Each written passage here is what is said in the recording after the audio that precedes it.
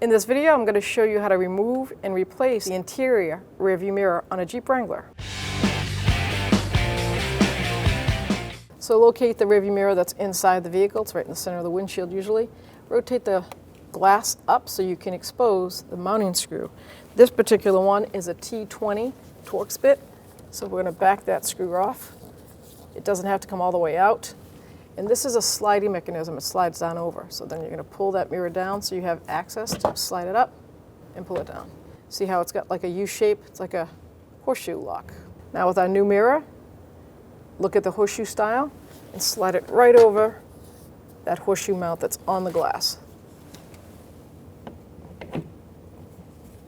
Now you might have to loosen up that mounting screw to make sure it slides down all the way.